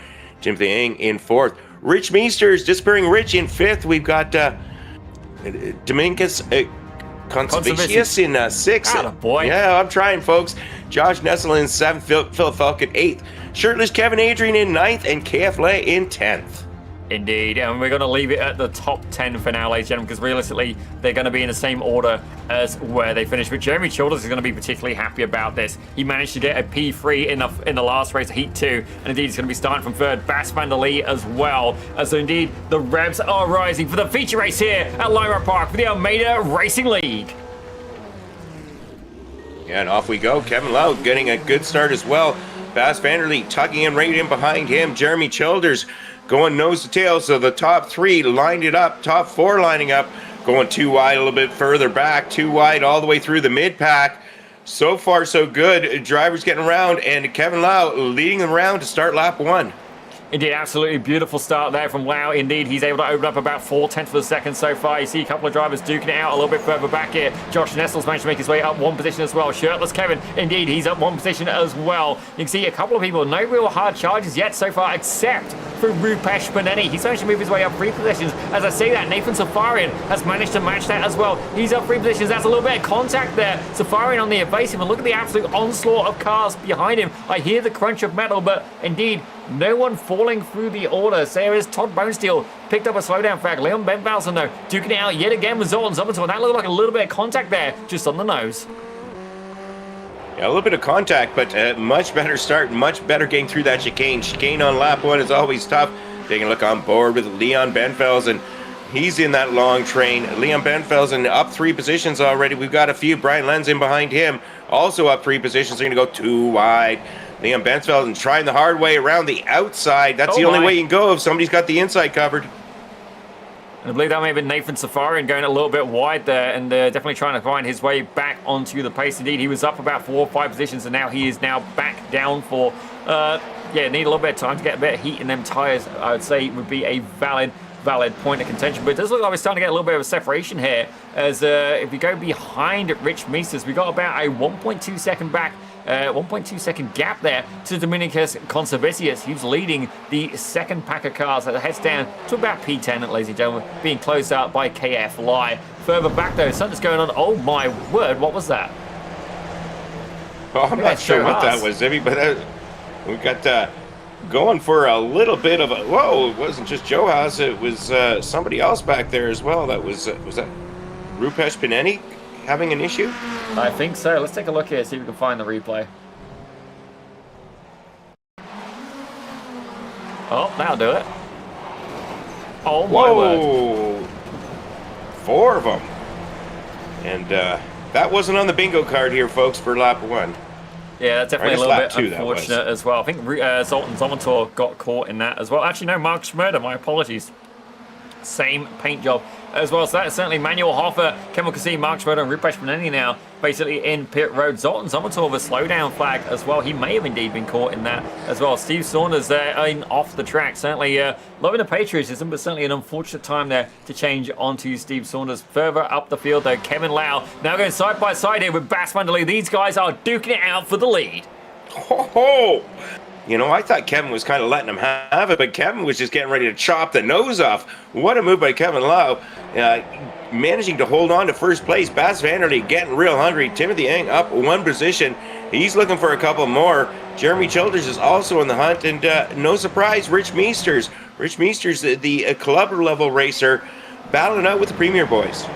Indeed, he is. Certainly, Rich Meesters has been doing the Almeida Racing Academy for a couple of seasons now as well. Definitely mixed varies of success, but certainly in stronger form today, providing the commentator curse hasn't gone and screwed him up so far. But feature race coming up from Granite Pebble Park. I don't understand that one there from our very own Mr. Rob Campbell. But certainly, we've got Kara there saying somebody needs to up their rearview mirror FOV. So certainly some interesting discussion there. Further back though, Leon Benvelsen.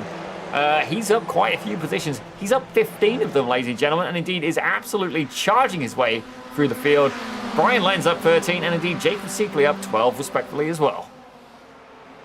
Well, the further back you start, Zippy, the further up you can get. Oh, no! Leon Benvelsen going wide, following along behind, but he managed to keep it on track. A little bit of a wiggle in behind him. This is going to stack them all up too wide, folks. That's not going to make for interesting corners coming up. Michael Tan up the inside.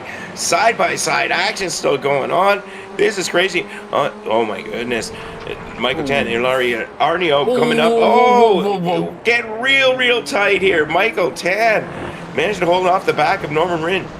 Yeah, certainly Michael Tan recognizing that indeed he is learning right now. Saying that you're 1952 I rating, I'm going to say that you're doing pretty good, but certainly recognizing where they're at and indeed developing constantly as well. Was able to, look at the grass being cut there, was able to get into the Premier Class split as well. So certainly been putting in the time, been putting in the practice, but realistically just lost one position there and got absolutely mugged for it, as it looks like Ilariano now trying to apply a bit of pressure on the inside of turn 1. Yeah, it's short race. This one's 20 minutes, not 15 minutes. We're 5 minutes in, so they've still got, they still got about 15 minutes, Zippy. It's almost like like the first 2 races now, where these drivers are really battling hard. And still, it doesn't matter where you are. We're sitting here 21st position, and Ilario Arnio sitting here having a good battle, looking up behind Jacob Seepley as they're coming down to the chicane. It's just a matter of positioning here. Ilaria not taking any chances there, just tucking it in, getting in that draft train, going down the hill, going down to the start-finish line. Indeed, I absolutely love Lime Rock Park myself, but it's definitely a challenging place to pass, and indeed, I think survival is a part of it. If you get caught in an incident, it's pretty much catastrophic. Ian Joyner, though, currently holding the fastest lap with a 56.02. As I say that, something's happening further back. Oh, and he's come together again. Ian Joyner getting caught in the mud there, and I believe that was KF Lai as well. Yeah, either him or Josh Nessel. I'm not sure who that was, to be honest. But Ian Joyner's certainly encountered some difficulties to the last 2 races.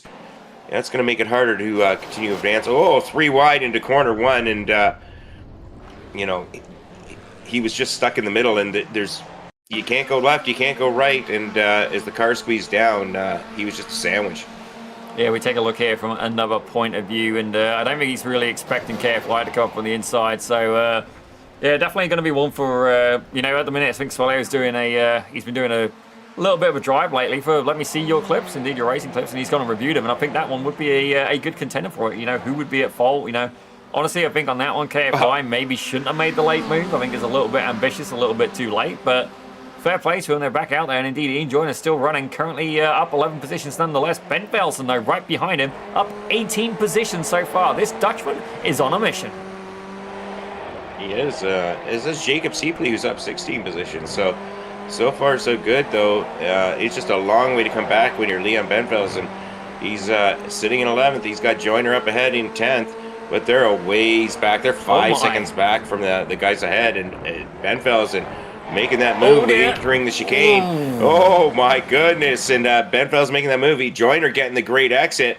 And that's going to stack him up behind because Brian Lenz is on a charge up 18 positions. He's getting in this hunt.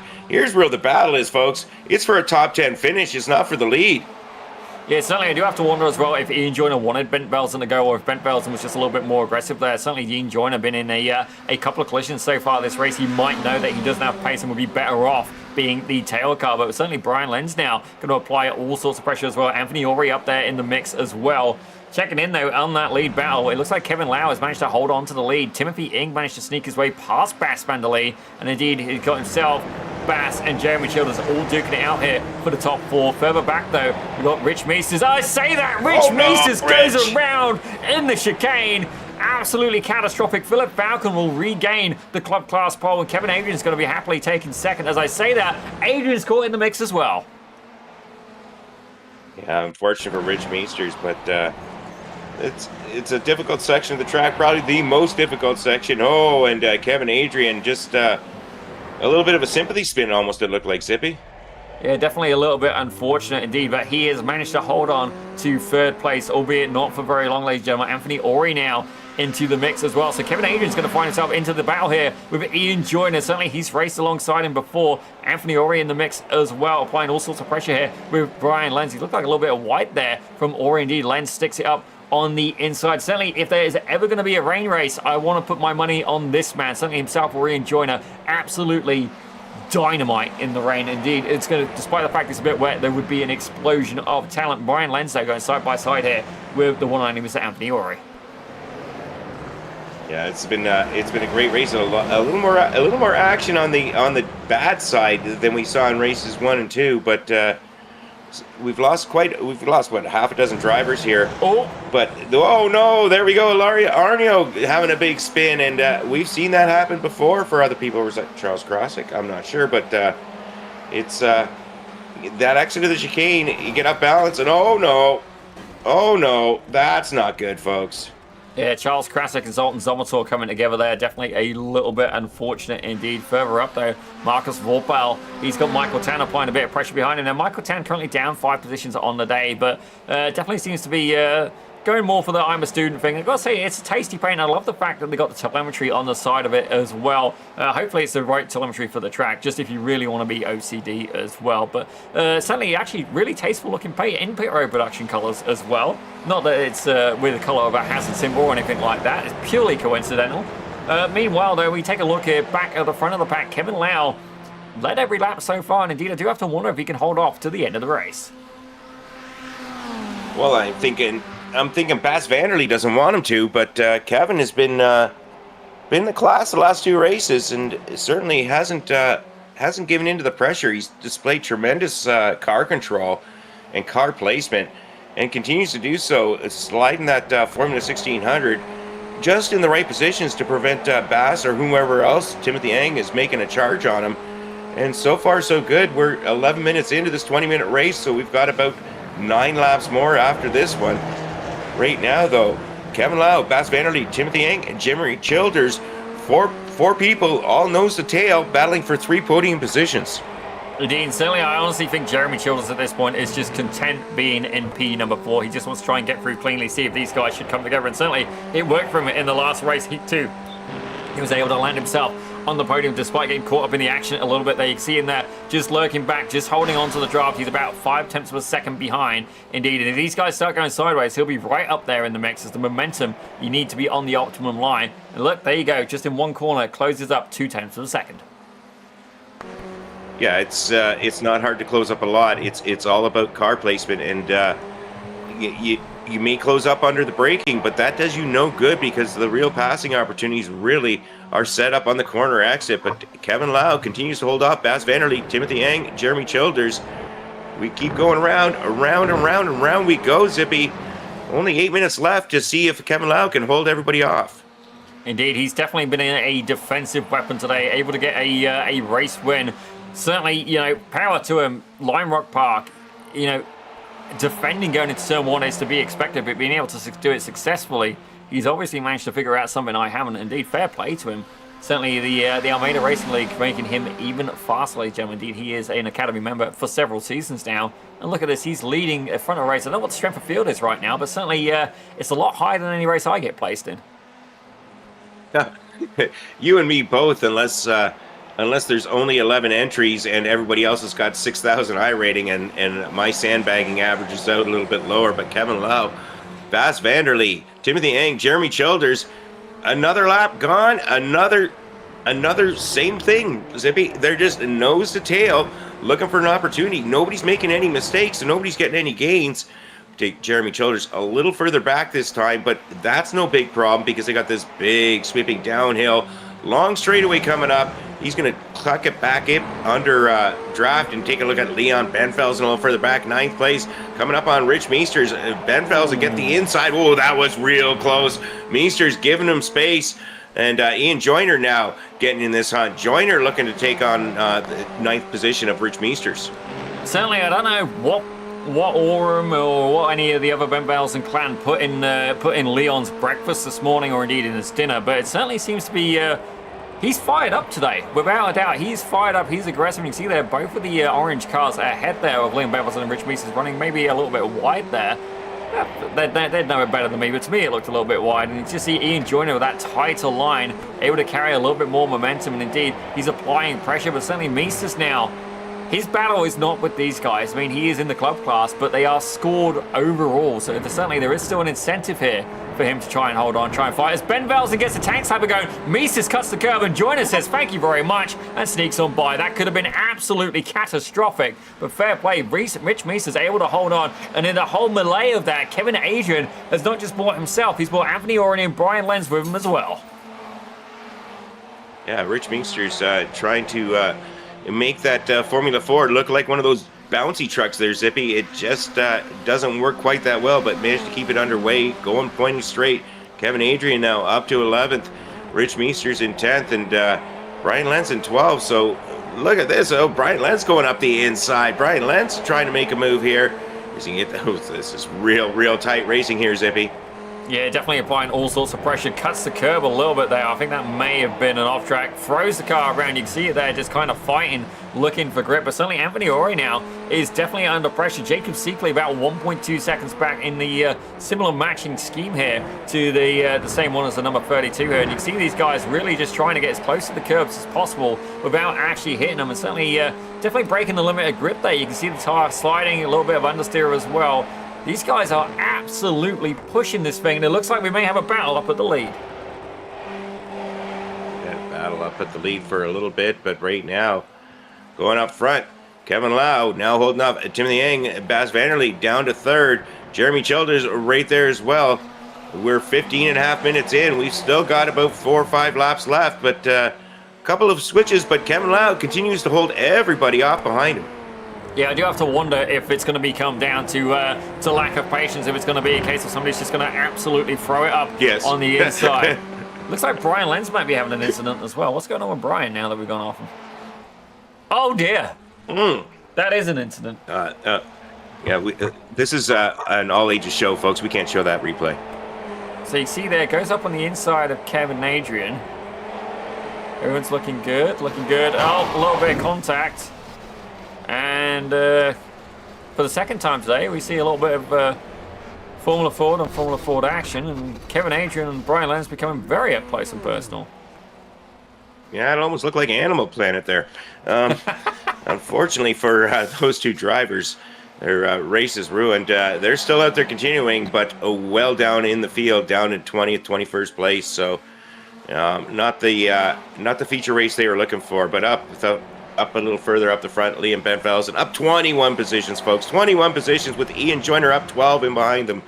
Both not having the second race they were looking for, but making as many gains as they can. And indeed, not only is Liam Benfelsen up 21 positions, this comrade is as well the driver of the number 37 car, Jacob Seekley, the Polish driver, is up 21 positions here as well. Don't get me wrong, both of these guys are going to have hard work if they want to make it 22. Further back, Michael Cords up 18 positions. He's applying pressure here to the back of Ilari Arnio, fighting it out for P number 16 and indeed P number 7 even in the club class. Further up though, Benfelsen and Joyner, these guys are still absolutely batting it out. Rich Meese is able to survive. He's in the back of the pack as well, and we'll still get a P2 in the club class if he can bring it home. Anthony Ori about 3.8 seconds back. So realistically, Rich just needs to try and keep the car on the tarmac. You hear that, Rich? And bring it home. But right now, we're going to head back to the front of the pack. Again, these guys are still duking it out, but Bas van der Lee now has dropped back.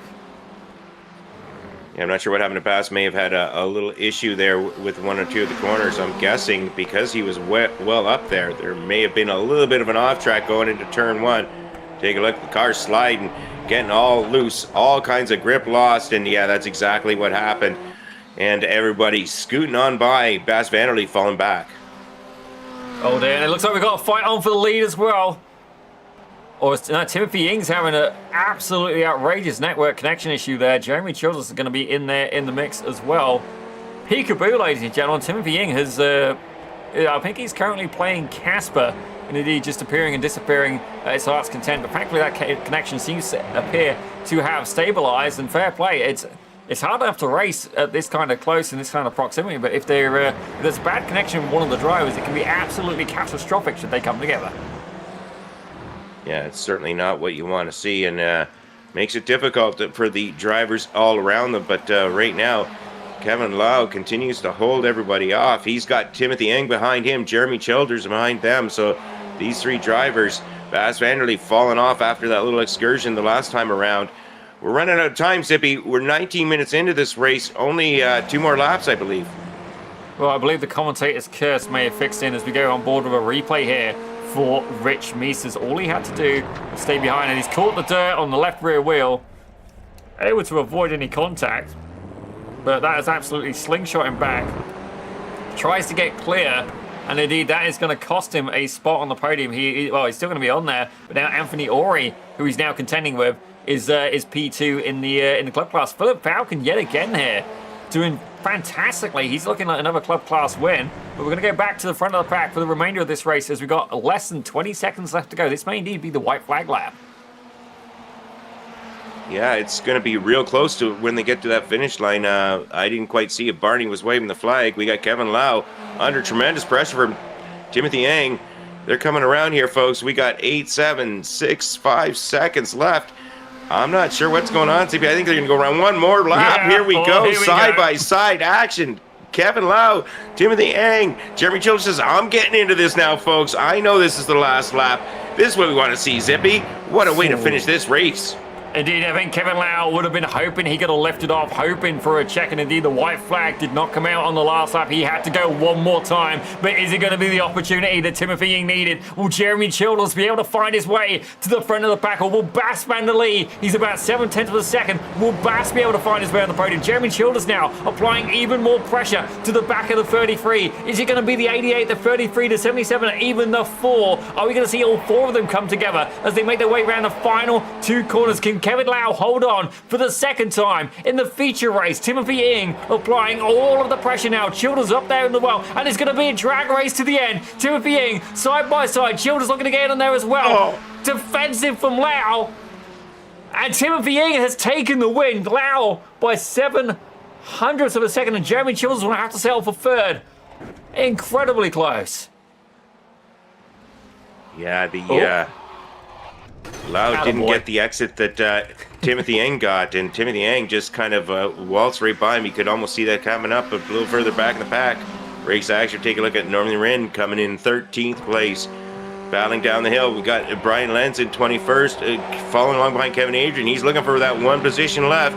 Make the best of a bad situation. Brian Lenz is not going to be able to do it. Kevin Adrian holding him off. Bonk. Oh, here we go. We know this is going to be good. Wow. I'm glad they don't do that in real life. Didn't serve its purpose there, Zippy. It did not do what it's really supposed to do. Oh, my. Well, that was fun. That was exciting. I feel for Kevin. He was just too fast and caused that extra lap.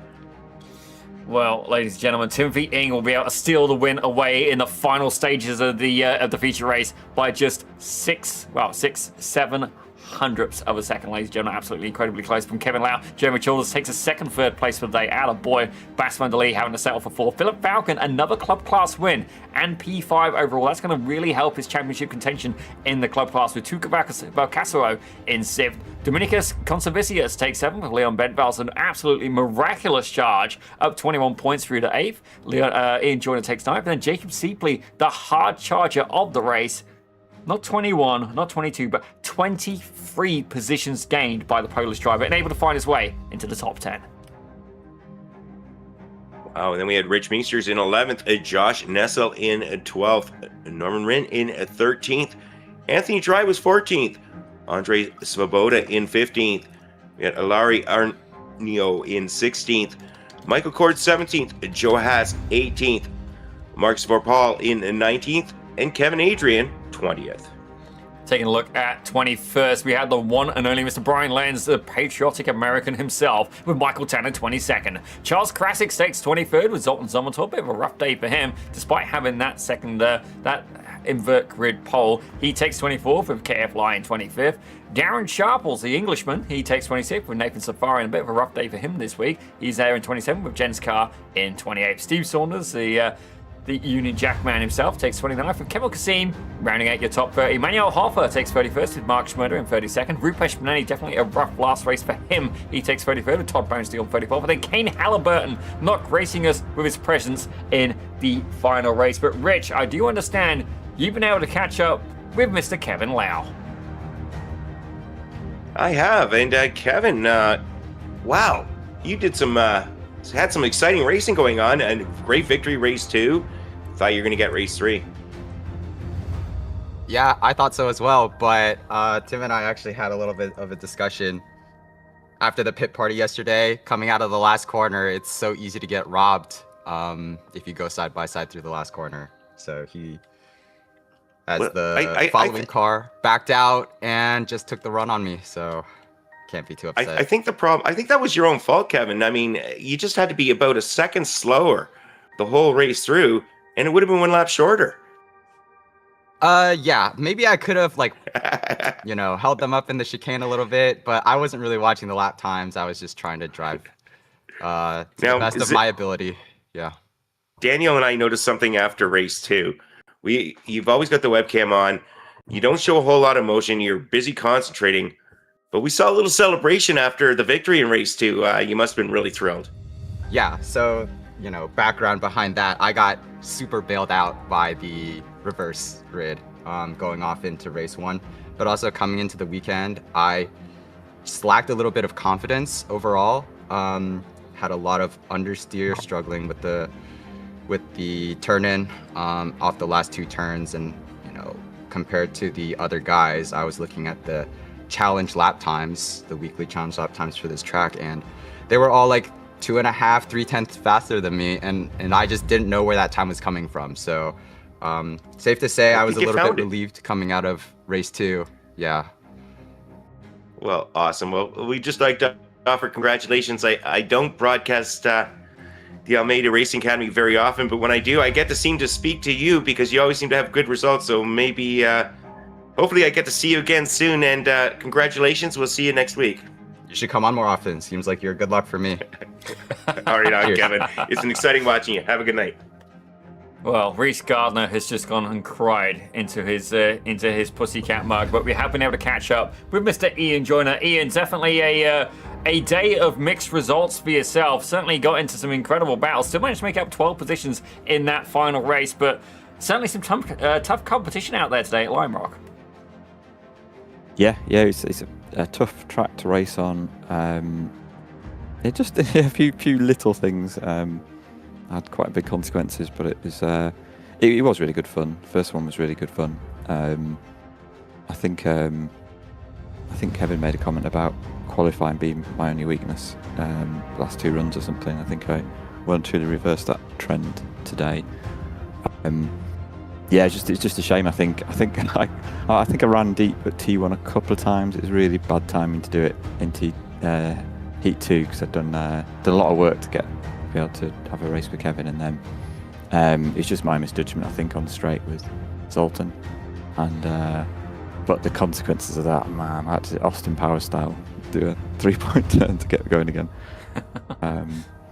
Yeah, and then a bit of an unfortunate moment where K decided to go 3 wide into T1 in the feature, which picked up a bit of damage. Might have got into the battle at the front on the feature. Got away well, but it was fun anyway. Well, certainly, Ian, it's always a pleasure having you here in the Pit Road Productions booth. And certainly, without a doubt, I'm sure we're going to be seeing you here again, a former champion of the Almeida Racing League, certainly at the top of the food chain, and without a doubt, one of the more potent ones as well. We're heading over to Lebanon for the next round, and indeed, it's going to be an endurance. Do you think this is going to be something where the driver of the number 8 car is going to be particularly on point? I do enjoy the track. I can sort of take or leave the endurance format. It's different. I think having these 3 races is great. It's great fun doing sprint races, and the endurance kind of fuel saving becomes a thing, but it'll be a challenge. Like I said, enjoy the track. So yeah, look forward to it. Indeed, we are looking forward to seeing you back there as well. Certainly, ladies and gentlemen, doing the Englishman proud among the audience, and indeed among the commentary booth as well. Ladies and gentlemen, Mr. Ian Joyner, driver of the number 8. Thanks all. Well, I do understand that our very own Mr. Richard Swindell's the good luck charm for Mr. Kevin Lau, it seems, has been able to catch up with Mr. Timothy Ing. Certainly, Timothy, looked like you had your hands full today. Hello, friends. Yeah, Timothy. Hey, congratulations. What a tremendous victory that last race. That was exciting. We weren't sure who was going to come out with that, whether it was going to be you, Kevin, or Jeremy, but you kind of made that move and made it stick. Yeah, honestly, I also wasn't sure what was going to happen. I was, I think, like in the second or third to last lap, I was happy to take P2, but then Kevin made a mistake, I think, on the last lap into the chicane and then going up into the last 2 corners compromised. So that allowed me to catch him in the draft to the finish line. So pretty happy with that. Can't complain.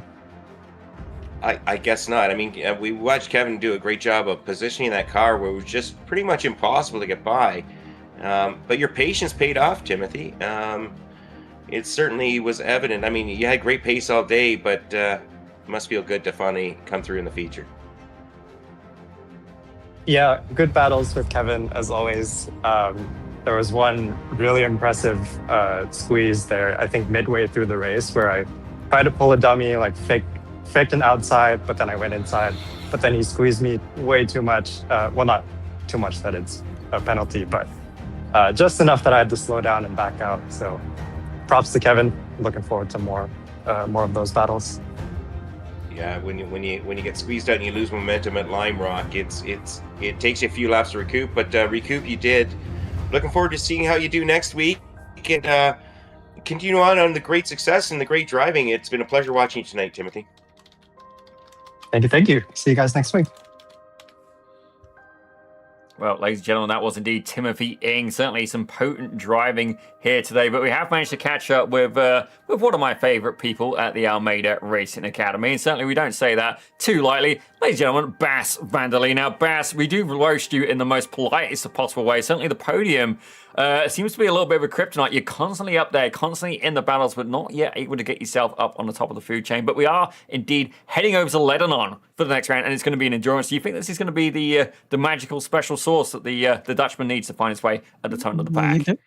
You don't know. I wasn't quite capable of saving fuel last time out at Suzuka in the MX-5. So hopefully I've learned from that. And we'll see. Lebanon is a fun track. I've done it in the Spec Race of Ford and came on the podium in one of the consolation race, I believe. So I'm looking forward to next week. Let's see what we can do there. Well, certainly, whenever I join the booth, I always have a look. I have a quick breeze over the practice time, and your name is usually one of the ones I see at the front of the pack today, setting a 55.89 in practice, and absolutely, I'd say dominating, but that'd be an insult to the rest of the drivers. They are a very potent force indeed, but certainly able to get a P3 for qualifying, a good strong start, and then I'm not sure what happened. 2 P4s in the Heat 1 on the feature, and then a P2. Bas, what else do we need to do for the driver of the number 4 car just to give you that push a little bit harder? I mean, we love you dearly, but you're right on the edge. What is the secret ingredient that you think you're looking for? I think pray that the others have an accident first. They were so close. They're so close sometimes. You just see it going wrong and it goes right. These guys are so good. I'm trying to get up there in racecraft. I mean, I am reasonably up there, but by myself I'm pretty good. But having one next to me just causes some mental overload, so left and right. Managed to save it in the feature race, barely, and came over the line, got it home. So, we gotta keep trying. It's gotta happen sometime. We'll just keep working. Well, certainly, I do believe that you are going to get there, and certainly it does remind me, actually, Connor Bell doing that workshop on indeed shedding mental load. Certainly, make sure you get yourself out of that, or indeed rewatch it as well. But Bas, while we got you in here, we did do a little bit of a mic check before we went in the show, and just asked if I sounded funny, and indeed that was the incorrect wording in current company. Thank you guys for that. But now that we've roasted me and you a little bit, Bas, is there anybody you want to shout out for this week's performance? Don't get me wrong. As much as we tease you a little bit, you're still a potent force here in the Almeida Racing League, and without a doubt, a potential future champion as well. Well, normally, and that's what everyone does a shout out to the coaches and to the drivers, and sure, I want to shout them out, but we lost our dog on Thursday. Oh. And that's very important, so shout out to Diesel after 15 years. He always could unwind after a race or doing something, coming downstairs to him. So shout out to Diesel. You know what? That's absolutely fair, and indeed, I do send my condolences. I'm very lucky enough to have a 75-pound Shepherd Mastiff mix. She's a complete donut. You know, I'd like to say she's a smart dog, but I'd be lying. And she's a little bit like me. She runs her mouth a little bit. Indeed, she doesn't do it professionally. She just howls and woos, and causes disturbances wherever she goes. But certainly, you know what, I do sympathise for you, Bass, and by all means, you know, I feel for you, and power to you for, you know, having the stones to, you know, bring that out on the stream. Like, I don't think I'd have the stones to share that. So fair play to you, and we are going to wish you the best, obviously, and, you know, Thanks. even despite, you know, you say about mental overload, you say despite that, you're able to get in and perform such phenomenal results. So fair play to you. But ladies and gentlemen, put your hands together for, I'm not going to say our favourite Dutchman, because Leon Bentvelsen's crew is currently lurking in the chat, but we'll call him one of the favourite Dutchmen, ladies and gentlemen. Put your hands together for Bas van der Lee, driver of number 4, and indeed an important part of the Almeida Racing League. Thanks. Nothing but love for Bas, ladies and gentlemen. Indeed, he is a wonderful man. I And think Diesel. we got and Diesel. absolutely, and Diesel as well. But it does look like we got time for one more interview. Certainly, Joe Haas makes an appearance here in the production booth. Joe, definitely not the. I mean, it's been an interesting battle. Let's say with that, Richard. What else have you got? Yeah, Joe, you're mixing it up right there in the mid pack today. How are the tight confines of Lime Rock Park for you? Well, always an interesting challenge. Really, for someone me, being less than a year in sim racing, just very good like momentum management, everything that the coaches were going over this past week. So I really got to apply that when it mattered, and I think I did a fairly good job. I mean, I got tangled up turn 9, either laps 1 or 2, and I mean just too much momentum, no way around. But other than that, I mean, I got away with that just fine, thankfully. So yeah, I mean, overall, it was just, it's exactly what I need. Just a real good, sometimes, precarious challenge. So it's good. And that's the one thing about, Almeida Racing Academy and the Almeida Racing League. You get to mix it up with drivers of all skill levels, and you get to put into practice what you learned that week and over the prior weeks. And, it's certainly paying off for you. Yeah, I mean, I'd say it's certainly paying off in dividends.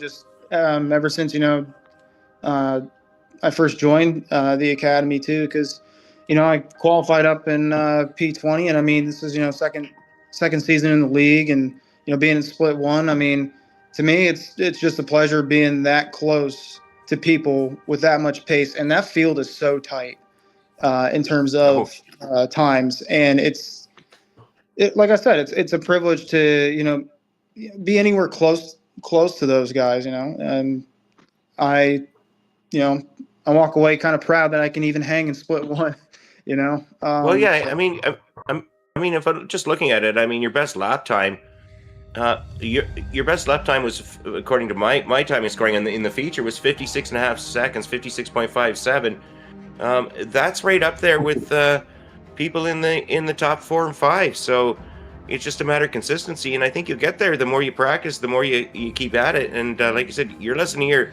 A lot of these people have got many years experience, so you must be pretty proud.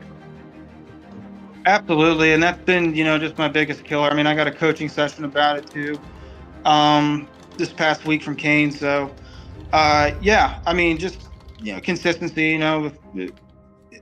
It's great, and I have every reason to be proud. Stringing together these real hottest of the hot laps, right? But I got to string them together because that's where it matters. Because that's where everyone else up on the podium, top 10 are.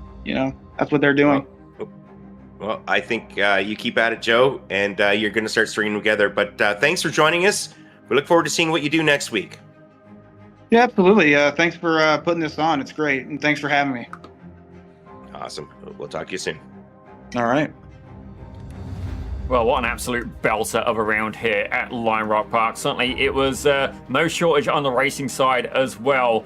I had a feeling it was going to be good. I didn't realize it was going to be just this good, but I'm looking forward to seeing Ledden on next week. Certainly, the endurance round can always throw in a curveball as well, especially in a Formula 1600. Certainly, you don't tend to see them in an endurance format, so I'm interested to see what's going to happen there. Certainly, fuel is going to be crucial you know, there's a few drivers in particular in this field that we know from past experience are great at saving fuel and still being able to carry the momentum. And that is the big key word, ladies and gentlemen. Momentum is going to be crucial. So, you know, why let your engine do the hard work if you can let someone else's do it for you? But certainly it's been a pleasure as well. We've had the one and only Mr. Richard Swindells joining us here in the booth. Certainly seems to be good luck for Rich Meesters as well. Certainly a little bit of a bromance going on there. You know what? Power to him. Kevin Lau too. But Rich, any closing thoughts for yourself here at Lime Rock Park? No, it's just it's always fun. It's always a pleasure being able to join you in the booth to broadcast the Almeida Racing League and the Almeida Racing Academy and Lime Rock Park Formula Fords. What a great combo to step in this week. Thanks, Reese, for missing out.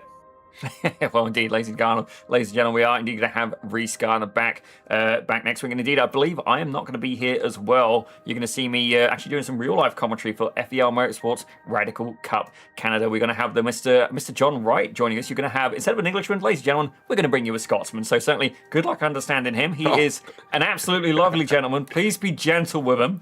You know, break him in gently, guys. That's aimed at you in the chat, especially, and also at the Almeida Racing League as well. But certainly, we Sorry, are. Zippy. Go on. Who did you say was next week? We got John Wright coming in next week. Oh, well, that is always fun. Okay, I'll let you go, Zippy. Sorry. Well, certainly looks like our very own Mr. Richard Swindells is excited about John making an appearance. But you've been watching the Almeida Racing League, sponsored by Podium One. Indeed, you've been here for round 3 at Lime Rock Park. What an absolute belter of an event. Certainly a couple of people were able to get up onto the podium and making a unusual trip to the podium as well. Certainly a few people maybe really savouring that a little bit more than others. Certainly, indeed, we've seen some familiar names contending for success here as well. Some good points were put in the bag. Certainly, Philip Falcon able to really capitalise on that. Rich Meesters as well. Some valuable needed points as well, able to cash in. But Kevin Lau certainly being the potent force today here, driver of the number 88, and certainly Timothy Ing giving him a good run for his money as well. But you've been watching here on Pit Road Productions. By all means, please hit that like button, hit that subscribe button as well. We're right on the cusp of hitting 1,300 followers, ladies and gentlemen. Followers, subscribers, what else can you call it? By all means, you get the idea. Hit the subscribe button. It's free. And by all means, share this around on your social media platforms. If you want to cut up a couple of clips and make your own little spin on it, you know what? Go for it. By all means, do it. Go ahead. Just make sure you tag both Pit Road Productions and indeed tag the Almeida Racing Academy as well, or indeed Swallow Almeida. Give them a shout out. But thank you very much for watching, and we're going to be back again next week at the usual time for the endurance round at Lebanon. Now he's here teaching all his secrets to all these drivers. This is Almeida Racing Academy, where every champion has a starting line. The sim racer turned real world superstar, Swallow Almeida. It's Connor Bell racing in his own backyard for the very first time in the NASCAR Canada Series. The workshops helped out so much. Something about battling with somebody faster than you, it just pushes you that little bit further, and I was able to just keep developing my skill. I can kind of commit more with the exit there. That was good. If you do take sim racing seriously, it does impact your racing technique for the rest of your life. I know how the car is going to perform around these corners because the model I have in the sim. Just the benefit of sim racing when you go into real life, I don't think people quite realize it yet. You have infinite track time is the biggest factor. You are able to try so many things, and the physics that are simulated in the sim nowadays, especially iRacing, are so close to real life. Swallow Almeida is a master at his craft. He's outclassed a Le Mans driver, a European Le Mans Series racer. These guys are among the top 0.02% in the world. Designed to create champions. First NASCAR Canada start. First NASCAR victory for Connor Bell. Connor Bell standing on the podium here today. This is the Almeida Racing Academy 3.0. Wait a race, buddy. Wait a race.